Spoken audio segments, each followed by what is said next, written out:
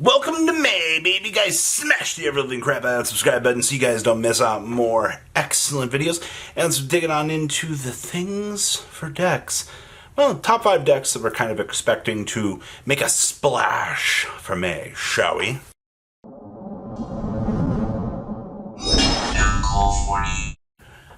Abyss is on the horizon, and they're the first thing that I want to talk about for today's video.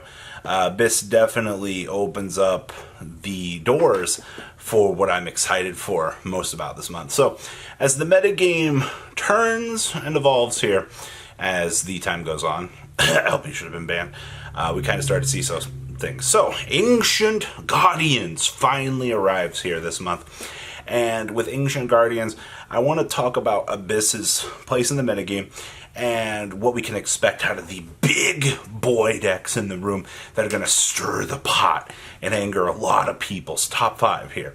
So with Abyss entering into the fray, I question mark where this deck's going to fall in today's metagame, because when you see a strategy that single-handedly wants to focus on graveyard residuals, you're kind of like, well, what kind of advantage can we get from this? One resolution of a Snake's Reign effectively starts full combo for this deck.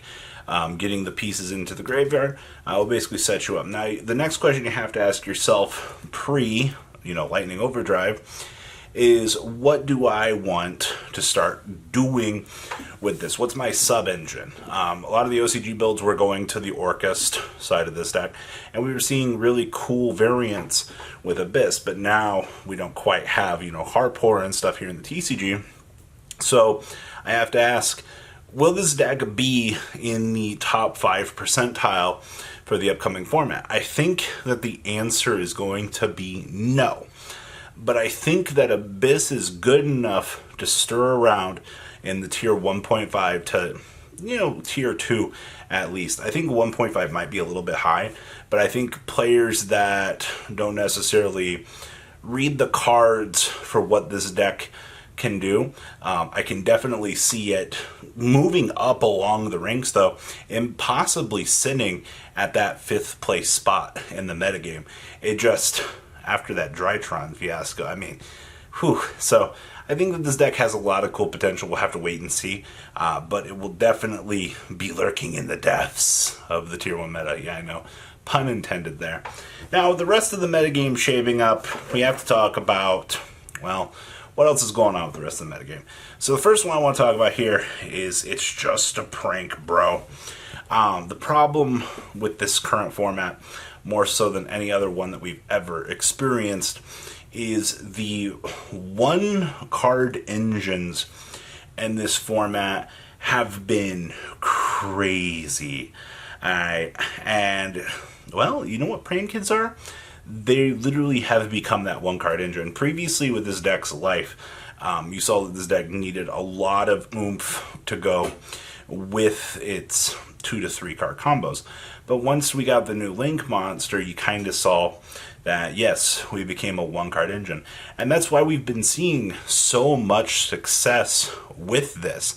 So for the next couple of weeks, up until the release of Lightning Overdrive here, you're going to continue to see that success, that beautiful, beautiful Praying Kids ending board, because one normal summon effectively starts full combo at this point. Also, this deck has really freaking good potential to break boards. They also get access to freaking There Can Only Be One, by the way. Do you know how stupidly annoying, and I mean this, do you truly know how annoying it is dealing with a There Can Only Be One in the metagame? Because once that stupid thing resolves, you're just going to be in a very bad position all the way around. I don't think that players really understand just how freaking annoying that TC Boo actually is. So yeah, if you are not expecting Praying Kids to be that big one-card engine as we go forward here,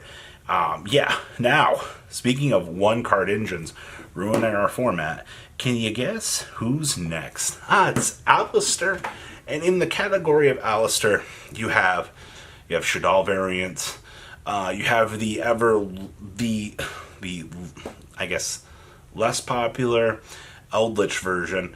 And I do hate to say it, but like, yeah, the Eldritch version has pretty much fallen off the face of the planet here. But at this point in time, like, you still got to factor it in. So basically, one card engines are doing their thing right now. And it really shouldn't continue to surprise anybody. Normal Summon Alistar is the biggest meme of the eternity. But yet, for some reason, it still continues to rear its ugly head. Guess what? When you can start full combo on one Normal Summon, and then your opponent just looks at you and goes, well, crap, I can't do anything about that. Yeah, that's a problem. So, yes, it's definitely... It's pushing itself up on the list right now, so that's a big old problem. So the other one that we have to talk about here, the other big boy in the room, Dragon Link. So Dragon Link's popularity has been falling off, and this is actually kind of interesting because if you look at a lot of the more recent results. Yes, some tournaments Dragon Link is very dominating. Other tournaments, Dragon Link isn't doing anything. When you look back at the France extravaganza, they had a major surge of Dino over, like the rest of the metagame, which pretty much, I still am like question marking what actually happened there. Like, Dinos were just falling off the map all entirely around the world, and then all of a sudden, all of a sudden. So yes, Dragon Link has been falling out of favor because Dark Ruler No More is definitely pushed its way up into the metagame, and I actually really freaking like that right now.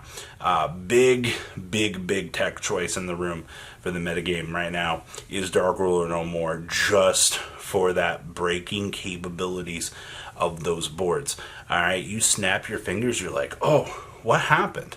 Alright, so I think Dragon Link, for the boards it makes for a local level, are still very scary to deal with. Now, so we have one card engine, and we have Alistar, we have the Dragon Link. Alright, so what else is stirring around up here in Tier 1? After this weekend's extravaganzas, I want to give an honorable mention to Virtual World here. Virtual World has found a new... This is interesting to me, because Virtual World was struggling so hard. Now, granted, it's only one top across a few players kind of sneaking in and kind of stirring things up, which definitely tells me that one player just weren't prepared, or Kalika Crystal Wing is just that good. I know that some other VW players are adapting towards playing, Dragoon and other things to that degree, but I think with a lot of unpreparedness and things, we did get to watch Virtual World sneak in and disrupt a lot of things. And I think that the deck is moving back up, the chain ladder here. Problem is, it does basically revolve around, 1.5, 2-card combos at certain points. So, obviously, like, consistency is not going to be as good as our friends Alistar and Praying Kids. But at the end of the day, it's still something that we got to mention, because these ending boards, like Chuchi Crystal Wing, Kaliga, are both very, very scary things. So that's that. And for the back end of this video, I want to say that probably the last one that you would keep an eye on is going to be dinosaurs. Now, this is really hard because Eldritch and dinosaurs kind of they've been fighting back and forth for the last spot here. And you're like, wait a minute, Robbie, you're not going to mention Tri-Brigade? So it's really interesting because I don't think anybody's really going to argue that, like, Praying Kids, Alistar, and Dragon Link are by far the decks that are furthest out ahead. And then in terms of, like, later innovations, you see, like, Virtual World moving back up the ladder. You see Tri-Brigade stirring around down here with a Zoo variant. Then you look at Eldritch kind of falling off the map here. So between those three, it's an interesting race to see which one's going to take up, the 4th and 5th seats. Because some events don't have Dino, some events have Virtual World. The one thing that's like super consistent across the board usually ends up being the Eldritch variant. So I'm not going to discount Tri-Brigade or any of those. For all intents and purposes, this is a top 5, but it's very interesting when you look at these variants and you see that we have 7-8 viable decks in today's metagame. And yes, that's a lot more than we've had in a very long time. Alright? Praying Kids pushing itself up on the podium here. You know, back row decks kind of taking that back seat right now. A lot of shift is happening, and I don't think a lot of players are kind of noticing this right now.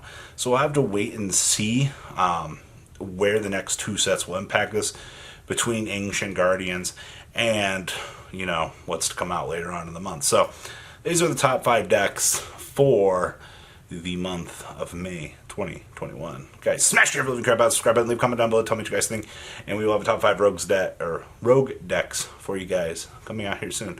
Have a good rest of your day, guys. Peace. Thank you, patrons, for making the ride never truly end. Without you guys' support, well, I would probably be doing Truffle Shuffle videos for a living. Guys, please check out VanCool40 for all of your Cardfight Vanguard content brought to you by MCool40. And if you are looking to pick up singles, check out mcoolgames.com for your trading card game needs. Thanks for watching, everybody.